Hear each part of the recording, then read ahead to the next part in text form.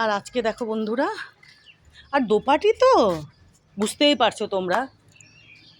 দেখো গাছ ভরে দোপাটি, গাছ ভরে যতগুলো গাছ রয়েছে এখানে ভরে ফুল দিচ্ছে, দেখেছো? এদিকে তো হাজারি গোলাপ, হাজারি গোলাপে আরও প্রচুর প্রচুর কুড়ি হয়েছে, আরও হচ্ছে।